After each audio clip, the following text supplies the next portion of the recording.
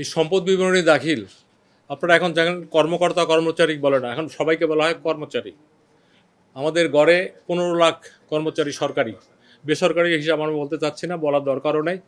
এদের আগে আমরা মনে করতাম শুধু কর্মকর্তাদের দিতে হবে যারা ট্যাক্স পেয়েবল, কিন্তু দেখা গেছে চতুর্থ শ্রেণীর কর্মচারী, পিওন অথবা আমরা কি বলবো যে ড্রাইভার 400 কোটি টাকা অথবা 9 কোটি টাকা এখন তো পাওয়া যাচ্ছে। এই জন্য এটাকে মডার্ন আপডেটের ওয়েতে যাতে সম্পদ বিবরণী দাখিল করতে পারে এই কাজটা শুরু করেছি। এটার মূল মেসেজটা গতকাল দেওয়া হয়েছে। আপনাদের অনেকের কাছে প্রশ্ন ছিল কবে, কে, কোথায়, কিভাবে দিবে। এখন যদি এগুলো জানতে চান আমি একটু একটু করে বলতে পারি। আচ্ছা, প্রথমত হলো এই কাজটা যেহেতু আমরা দুর্নীতি বলতে দুদক বুঝি, গতকাল আমার এখানে দুদকের সেক্রেটারি সাহেব আসছিলেন, আপনারা ওনাকে তো বিট করেন।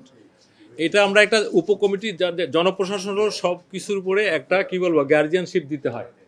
তো এখানে দুর্নীতি দমন কমিশনের সেক্রেটারি সাহেবকে আহ্বায়ক করে 5 সদস্য একটা কমিটি অলরেডি করে দেওয়া হয়েছে। তারা যেহেতু এখনও ফিল্ডে যায়নি, আমি সদস্যদের নাম বলবো। এখানে আছে দুর্নীতি দমন কমিশনের সচিব মহোদয়, এনবিআর-এর একজন প্রতিনিধি, অর্থ বিভাগের একজন প্রতিনিধি, সিএনএ আমরা যে কম্পিউটার অ্যান্ড অডিটর জেনারেল বলি ওনার একজন প্রতিনিধি, এবং এই মন্ত্রণালয়ের শৃঙ্খলা ও তদন্ত আমাদের যে উইং আছে, এটা উইং চিফ আগে বলতো জয়েন্ট সেক্রেটারি, এখন এডিশনালি থাকে, উনি এটার মেম্বার সেক্রেটারি। এই কমিটি করে দেওয়া হয়েছে, তাদেরকে টাইমলাইন আমরা দেবো, একটা ন্যূনতম সময় তারা কি করবে, একটা ফরম্যাট রেডি করবে। অনেকে বলে যে আমি ট্যাক্স রিটার্ন দিই 10B ফর্ম, এটা দিলেই তো হয়ে যায়। তো ট্যাক্সেবল ইনকাম তো সবারই না। ওই ড্রাইভার পিয়নের কি ট্যাক্সেবল ইনকাম, তার ইটিন আছে, অথচ তার ইনকাম তো কোথায় কী হয়ে গেছে। তা আমাদের কাছে গভর্নমেন্টের এই আমরা কি বলবো অভ্যর্থনের পরে যে আমাদের দ্বিতীয় স্বাধীনতার পরে যে সরকার, তারা যে এজেন্ডা আছে, তার মধ্যে একটা আছে, আমরা বহুবার শুনছি এই কথাটা, zero tolerance, but we mean it. আচ্ছা, একটা মেসেজ প্রথমেই যাবে যখনই আপনার সম্পদ বিবরণী ফর্ম দিবেন, এর বাইরে কী কী থাকলো পরে দেওয়ার সময় তো আপনি একটু সচেতন হবেন। দুর্নীতি প্রতিরোধে এটা প্রথম কাজ হবে কি না বলেন? এটা একটা মেসেজ যে I have to pay my wealth statement. শুধু ব্যাঙ্ক অ্যাকাউন্ট না, এর সাথে কোথায় কী আছে, জমি জমা, সঞ্চয়পত্র, মানে আমি যদি সম্পদের বিবরণ দেই, এই কমিটিটা যখন হবে, টিওআর হবে, কবে কোথায় কে কীভাবে জমা দেবে, তখন আমরা ওই তালিকাও দিয়ে দেবো সম্পদের মধ্যে কী কী। দুদকে যে সম্পদ বিবরণ আছে ওখানে দেখবেন আপনার অস্ত্র যদি থাকে ওটা ওখানে লিখতে হয়। আমি অন্য আর বিষয় গেলামই না। তো এই জন্য আমার মনে হয় যে এই বিষয়টা এখন খুবই জরুরি এবং মেসেজটা দেওয়া দরকার যে কার কত কি সম্পদ, এটা দিলে আমি মনে করি পরিবারগুলো সেভ হবে।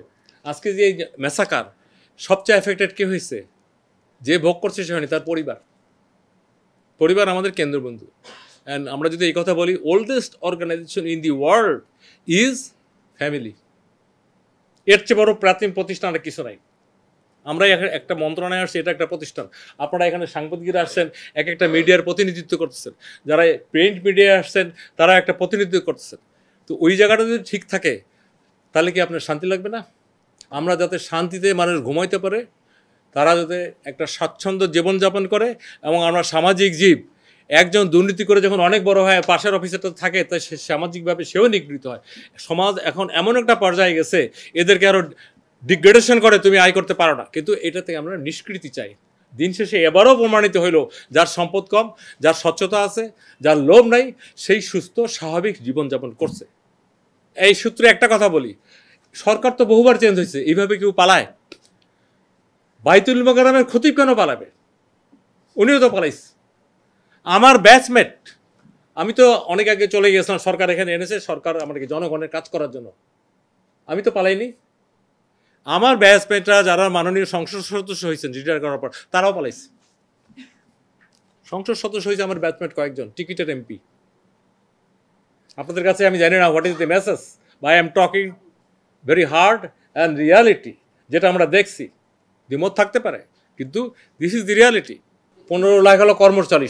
কর্মচারী বলতে একদম যদি সিনিয়র সচিব ঢোকেন অথবা ক্যাবিনেট সেক্রেটারি মনে করেন, মুখ্য সচিব থেকে একটা পিয়ন, চৌকিদার, ড্রাইভার। কিন্তু বিষয়টা ছিল স্যার পরিবার এটার সাথে কোনোভাবে যুক্ত হবে কিনা, কারণ আমরা দেখি যে স্ত্রীর নামে একজন সম্পদ করেন এবং সাফার করেন আলটিমেটলি তার স্ত্রী বা অন্য আত্মীয় স্বজনরা, সেই জিনিসটাও এখানে আপনারা ইনক্লুড করবেন।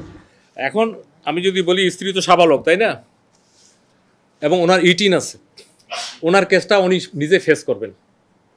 আর যদি মনে করেন অনেক সময় এটা আমি নিজেও ফেস করেছি, দেখেছি যে সবাই নিয়ে একটা সাইন নেয়, উনি জানেও না কিসে সাইন দিল, দেখা গেলো তার নামে 10 কোটি টাকা জমা হয়েছে, তার নামে দামি একটা গাড়ি আসছে। মানে দিজ আর সো থিং। আপনার কথাটা এই জন্য বলি, না জেনে অনেক অফিসার, অনেক স্পাউস বলবো rather I can say, sufferer হয়। যাতে না হয় তার জন্য, এবং পরিবারের স্বচ্ছতা থাকতে হবে। আপনার ইনকাম কত, আপনার ছেলে মেয়ে, বাবা, ওয়াইফ, বাবা মা সবার জানতে হবে। গোপন বলে কিছু নাই, এই জায়গা থেকে সরে আসতে হবে। এবং আমি এখানে জয়েন করার পর কানে কানে কথা, গোপন কথা, এগুলো অ্যালাউ করি না। আপনার সাথে যে সামনে পাশে যদি কেউ কানে কানে কথা বলে, আপনার ভালো লাগবে? নিশ্চয়ই যে কথাটা সামনে বলা যাচ্ছে না সেটা কানে কানে বল, তার মানে ইটস এ নেগেটিভ থিং। এখন 5 রকম ফর্ম আছে। একটা হলো 10B ফর্ম, এটা হলো NBR, এটা প্রচলিত, এটা খুব পাওয়ারফুল, এটা সব জায়গায় লাগে। আর দুদক পর্যায়ক্রমে, দুদক ফাংশন হয়েছে 2004 সালে, এর আগে ছিল এটা ব্যুরো, এটা পুলিশের ডাম্প অফিসার, আর আমাদের জয়েন্ট সেক্রেটারি কিছু ছিল, এদের পচা, এদেরকে দিয়ে চালাইছে। 2004 সালে ফাংশন হয়েছে with the chairman status of state minister, এবং তখন বিভিন্ন আইন টাইন করা হয়েছে, তার মধ্যে তখন ফর্ম একটা ছিল। পর্যায়ক্রমে এটা চেঞ্জ হয়ে অনেকগুলো, এখন আমরা যেটা করবো ওখানে 5 রকমের ফর্ম, একটা ইউনিফাইড, যাতে এত মানুষের প্রশ্ন না করতে হয়, বুঝতে কষ্ট না হয়। সম্পদ বলতে কি বলছি, স্থাবর বলতে কি, স্থাবর কি, এবং ক খ গ ঘ করে আইটেমগুলো আমরা লিখে দেবো। এর বাইরে যদি কেউ থাকে ওখানে বলা থাকবে, অতিরিক্ত থাকলে আপনি এখানে লিখতে পারেন। আমরা যেটা বলতে চাচ্ছি, এই কমিটির সাথে একটা ইম্পর্টেন্ট জিনিস হলো একটা ফর্ম। কারণ আপনারা সবাই জানেন 10B আছে, কিন্তু 10Bর সাথে হলো অনলি যারা ট্যাক্স রিটার্ন দাখিল করে, বাকি লোকের কী হবে? বাকি লোকই তো বেশি। এই ফর্মটা ইউনিফাইড হবে। আবার অনেকে বলে আমি ট্যাক্স রিটার্ন দাখিল করছি, এটা দেবো কোনো, ট্যাক্স রিটার্ন দাখিল করছে এটা তার নাগরিক দায়িত্ব। ব্যবসায়ীদের ম্যান্ডেটেড, নাহলে সে ট্রেড আর কিছু করতে পারে না, ব্যক্তিরও জন্য নাগরিক। আর এইটা হলো, আমি কি বলবো, এটা জনস্বার্থে দিতে হবে। এটা দিলে আমরা যারা মনে করি ম্যাক্রো কনসেপ্ট, দুর্নীতি কমে আসবে। এটা আমি টাইমলাইন আমরা যদি বলি, আমরা সব কাজে খুব সংক্ষিপ্ত। আমার এখানে বয়স মাত্র 6 দিন, এই সরকারের বয়স মাত্র 26 দিন। আপনার বড় বড় পলিসি দেখতে পাচ্ছেন কিনা? বড় বড় পজিটিভ পলিসি, এটা একটা অনেক বড় উদ্যোগ। এটা নিয়ে আপনারা, আমরা যাদের সম্পদ কম, আমাদের জন্য এটা ম্যাটার না। কিন্তু যারা, আমি অলরেডি আমার কাছে অনেকে মেসেজ আসছে, এটা অনেকের মধ্যে রিপারকেশন হয়েছে, কোনোদিনই দেওয়া লাগলো না, এতদিন নামে একটা দিচ্ছি, খবর নাই। এবার এটা ফাংশন কাজ করবে। এটা দেওয়ার পরে দুদক যেহেতু এটা অফিসিয়ালি হ্যান্ডেল করে, তারা এটা বিবেচনা করবে কার সম্পদ বিবরণীর জন্য কাকে তলব করা হবে। তলব করলে আপনার যখন টেলপে নাম দেখেন, এটা খবর হয়ে যায় না? তার সাজা হবে কি হবে না সেটা অনেক পরের কথা, কিন্তু খবর হয়ে যায়। আপনি যেটা বলছিলেন, ভ্যালিড কোশ্চেন, স্যার কবে কোথা হবে, এইটাকে আমরা লিমিটেড টাইম দেবো। একটা অনেক কাজ তারা করা লাগবে না, তারা একটা স্পেসিফিক ফরম্যাট দেবে। যে কটা ডিপার্টমেন্টের নাম বললাম, এরা এই যারা করাপশন করে, এই করাপশনের সাথে তারা জড়িত, মানে তারা এটা হ্যান্ডেল করে। হয় NBR-এর কেস হবে, নাহলে ফাইন্যান্সের হবে, নাহলে CAG-র কেস হবে, নাহলে আমাদের মূল যেটা হয় দুদকের হবে, আর শৃঙ্খলা তদন্ত কাদের হবে? চাকরিজীবীদের। আমি এই ফরম্যাট যদি চাই, নট মোর দ্যান 7 days, যদি ফরম্যাটটাই চাই। আচ্ছা, ফরম্যাট চাওয়ার পর আমরা প্রসেস করে সরকারের সিদ্ধান্ত, কে কোথায় কবে দিবে, এটা সিদ্ধান্ত হবে আমাদের এই মন্ত্রণালয়। যেমন শৃঙ্খলা শাখা আছে, সব মন্ত্রণালয়ের আছে, সব ডিপার্টমেন্টের বিভিন্ন সেটের অফিসার আছে। আমরা বলে দেবো অমুকের কাছে জমা দেবে, স্পেসিফিক অফিসার, ফোকাল পয়েন্ট।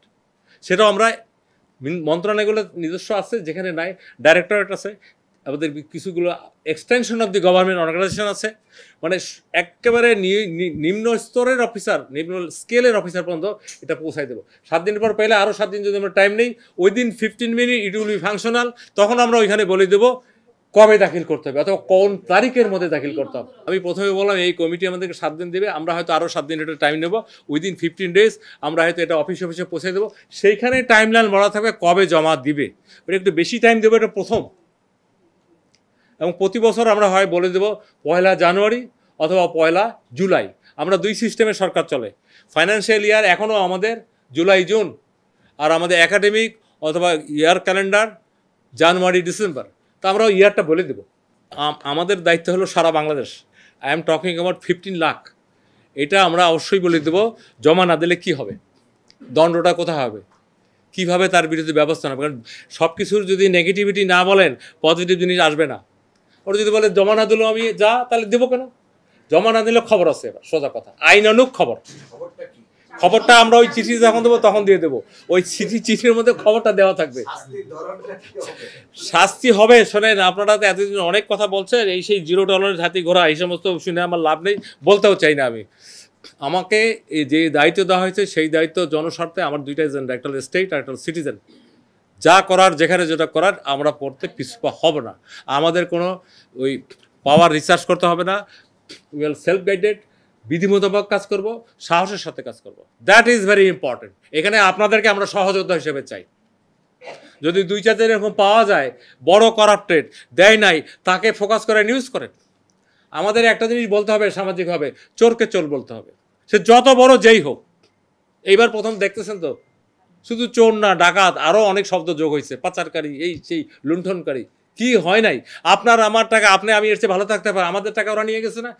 ওদের নিজস্ব কোনো টাকা, এটা কথা আমাদের জনগণের টাকা। যারাই পাবলিক অফিস হোল্ড করে, মানে বেতন খায়, তারা এটার মধ্যে সবাই। এবং সরকারের এজেন্টরা তো এটা পিসমিলভাবে, আমাদের অনেক অ্যাডভাইজার, রেসপেক্টেড অ্যাডভাইজার, অনেকে এটা নিয়ে কথা বলছেনও পজিটিভ। আমাদের দায়িত্ব হলো এটাকে স্ট্রাকচার করা। এবং আপনারা একটা ভালো কোশ্চেন করছেন, না দিলে কী হবে, সেই জায়গাটাই মূল কাজ।